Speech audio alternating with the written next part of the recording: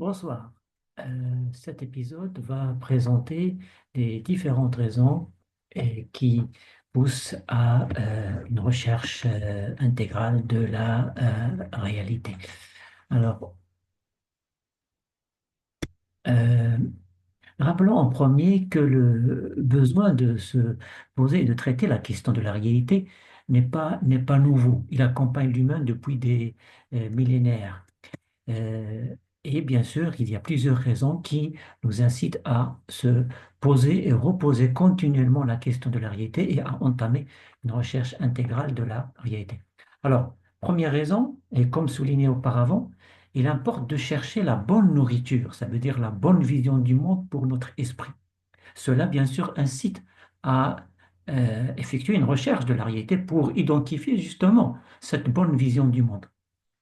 Deuxième raison, c'est que l'étude de la question de la réalité et de la recherche de la réalité montrent leur caractère complexe et problématique. Et bien sûr, cela incite, comme on l'a montré auparavant, à se poser la question de la réalité. Troisième raison, c'est que l'histoire de l'humain, qui est aussi l'histoire de la question de la réalité, et de la recherche de la réalité. Cette histoire-là nous interpelle à se poser continuellement la question de la réalité. D'ailleurs, une playlist de cette chaîne sera consacrée à l'histoire de la pensée humaine et l'histoire de la question de la réalité. Euh, la période moderne, du XVIIe siècle au XIXe siècle, qui est fondée sur la première révolution scientifique philosophique, qui est en fait une révolution plurielle, elle incite aussi à reposer la question de la réalité. Cette période n'a pas fourni une réponse satisfaisante à la question de la réalité. Au contraire, elle a amplifié le problème. Il importe donc de connaître cette période et sa révolution et bien sûr de prendre les décisions qui s'imposent. Aussi, la période contemporaine, ça veut dire du XXe siècle à nos jours, se caractérise entre autres par le développement de la seconde révolution scientifique philosophique, qui est une révolution contre la première révolution. Et cette seconde révolution, elle apporte du nouveau. Et ça, c'est vraiment fondamental. Et elle nous interpelle très, très fortement à reposer la question de la réalité et à entamer une recherche intégrale de la réalité. Malheureusement, la période contemporaine, elle est emprisonnée dans l'héritage qu'elle a reçu de la période moderne et de sa première révolution scientifique philosophique. Vraiment, il est temps de se libérer de cet héritage-là. Alors, bien sûr, pour mieux connaître ces deux révolutions et les deux périodes, et pour mieux apprécier leur importance, il importe de les situer dans leur cadre historique et plus généralement dans le cadre de l'histoire de la pensée humaine, qui est bien sûr l'histoire de l'humain, l'histoire de la religion, l'histoire de la philosophie, l'histoire de la science, etc. Notons enfin que la vie de chaque personne présente mille et une occasions ou situations qui incitent à se poser la question de la réalité. D'accord? Et une autre en fait raison, c'est la crise globale actuelle. En fait, les crises que l'humanité elle a connues au cours de son histoire, et en particulier la crise globale de la période contemporaine, ça veut dire du début du XXe siècle jusqu'à nos jours, vraiment incitent aussi à reposer, mais avec force, la question de la réalité. Euh, la, la- la- la crise, la crise contemporaine, elle est globale, car en fait, elle touche tous les domaines, culturels, social, économiques, financiers, politiques et géopolitiques, écologiques, etc. Elle est aussi mondiale, car elle touche toutes les cultures, toutes les civilisations, toutes les sociétés. Et en fait, l'humanité vit en effet dans un monde en crise, mais complètement désorienté à tout point de vue et à tous les niveaux. Ceci est vrai depuis le début du XXe siècle, avec la colonisation, l'impérialisme et les rivalités et conflits entre les empires, avec les deux guerres mondiales et une centaine de millions de morts et de blessés, avec des villes détruites, avec les grandes crises que le monde a connues durant la première moitié du XXe siècle, etc. La seconde moitié du XXe siècle est caractérisée par, bien sûr, la guerre froide, par la lutte pour l'indépendance des colonies, par les conflits au Proche-Orient, en Afrique, en Asie et en Amérique latine, par les guerres et les crises récurrentes dans différentes régions du monde. De même, pour le début du XXIe siècle, on rencontre également des crises et des catastrophes. En effet, à titre d'exemple, citons le dérèglement bien sûr climatique, la sécheresse, la désertification, la rareté et la crise de l'eau, les crises au Proche-Orient, en Palestine, en Irak, en Syrie, au Liban, au Yémen, etc., en Afrique, en Asie, l'islamophobie, le terrorisme, les problèmes dus à l'immigration, la crise économique et financière des années 2008-2009, le Covid, bien sûr, la guerre en Ukraine, le drame palestinien, le conflit entre l'Occident et l'Orient représenté par la Chine, la Russie et l'Iran, voire même le BRICS, la montée de la droite et de l'extrême droite en Occident, etc., etc. Alors, bien sûr, différentes communautés, populations et régions du monde ont connu différentes crises au cours de leur histoire. Donc, les crises, bien sûr, ça c'est omniprésent dans l'histoire de l'humanité. Mais la crise actuelle, elle est unique dans l'histoire universelle de l'humanité, de par son caractère universel, de par sa portée planétaire, de par la puissance et le pouvoir de l'humain moderne et contemporain et sa logique de surproduction, surconsommation, surexploitation, et ses capacités de domination, d'exploitation et de destruction. Elle est unique aussi de par la pollution à l'échelle mondiale, le dérèglement climatique à l'échelle planétaire, le capitalisme global, la mondialisation, les rivalités et conflits, les injustices, les inégalités à l'échelle mondiale. Cette crise globale n'est nullement fortuite ou passagère. Elle constitue en fait l'aboutissement et la conséquence logique et prévisible de l'évolution de l'humanité au cours des âges, et en particulier son devenir et son développement depuis l'avènement de la modernité, ça veut dire depuis le 15e, 16e et 17e siècle.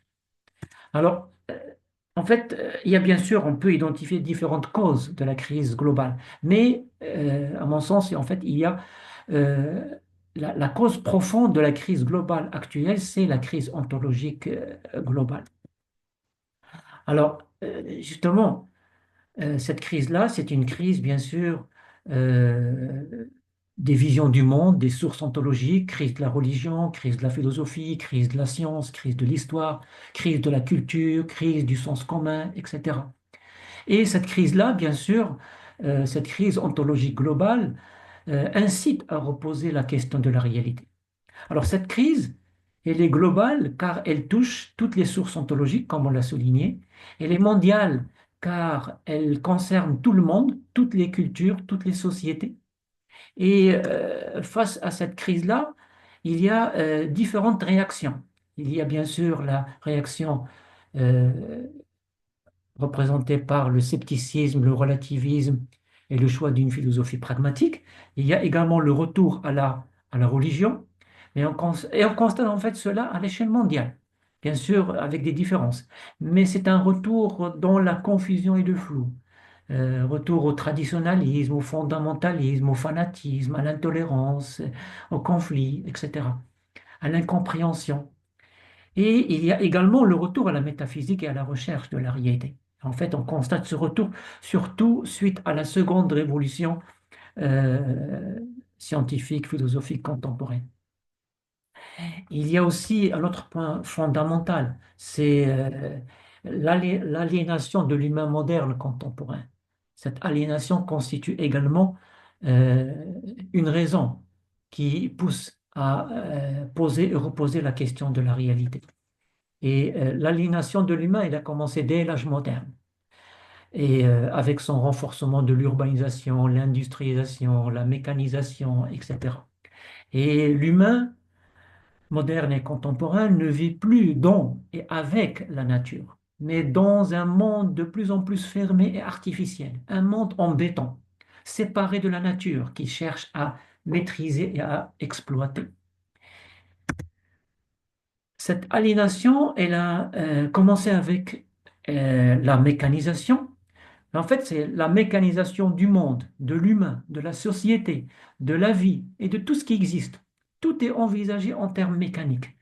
Et de plus en plus, en fait, l'humain s'est condamné à vivre dans un monde industrialisé, un monde de machines et à devenir, aussi bien individu que société, une mécanique et une machine à produire, à consommer, à exploiter, à exploiter. Et l'aliénation de l'humain, en fait, elle s'est renforcée avec la formation, le développement et l'hégémonie du système mondial actuel, qui est le matérialisme, le darwinisme, le capitalisme, l'individualisme et le consumérisme, et avec bien sûr son cycle infernal de surproduction, surconsommation, surexploitation. Ce qu'on constate également, c'est l'effondrement de toutes les cultures et les civilisations devant justement l'hégémonie du matérialisme et du système mondial associé. Alors, en conclusion, et pour ces différentes raisons, le traitement de la question de la réalité est devenu très présent et très pressant.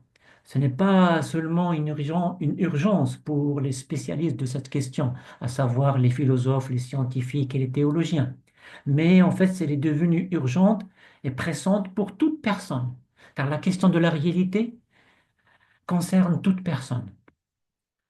Euh, alors, notre recherche de la réalité montre que la seconde révolution scientifique philosophique contemporaine, elle occupe une place centrale dans cette recherche intégrale de la réalité.